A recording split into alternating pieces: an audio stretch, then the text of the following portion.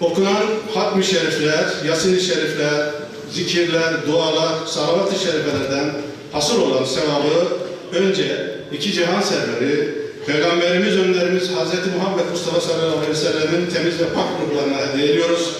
Rabbimiz vasıl eylesin. Allah'ın selamıyla selamlıyorum. Selamünaleyküm. Bizim bir araya gelişimiz tesadüfen değil.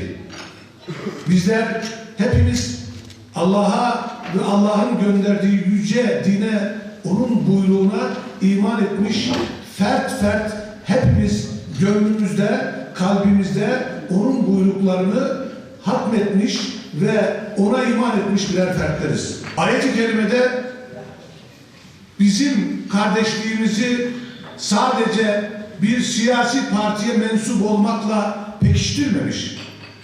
Ama bizim kardeşliğimizi ayet-i kerimede innemel mu'minûne ihvetun, ancak iman edenler kardeştir. Bizim kardeşliğimiz aynı mezhepten, aynı ırktan, aynı kabileden, aynı bölgeden olmanın çok çok fevkinde, çok çok üzerinde manevi bir duyguyla, manevi bir bağ bağlanmıştır. Parlamentoda sizi temsil eden, milli iradeyi, buradaki kardeşlerimi temsil eden Bitlisli milletvekillerimizi de biz parlamentoda onurla temsil edilmesini isteriz. Ama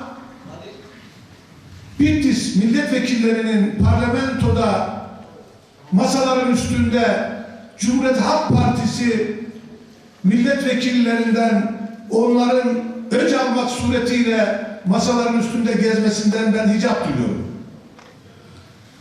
Parlamentoda yüce milletimizi temsil eden Bitlis milletvekillerinin bizim adımıza hayırlı işler yapmasını arzu ederiz. Tabii İYİ Parti asla ve asla üstünlerin hukuku demeyecek, hukukun üstünlüğü diyecek.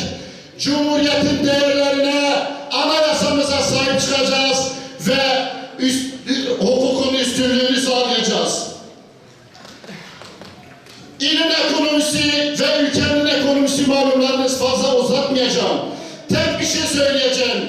Biz dürüst olursak, biz çalmazsak, israf etmezsek, inanın hiçbir çocuğumuz işsiz kalmaz. Aramızda hiç fakir kalmaz. Bu büyük ülkenin kaynakları hepimize yeter, fazlasıyla yeter. Ben tek bir kelime söylüyorum. Fazla vaat bir şey söylemeyeceğim. Ben ve arkadaşlarım huzurlarınızda sizlere karşı dürüst, namuslu ve şerefli olmayı söz veriyoruz. Onu vaat ediyorum size.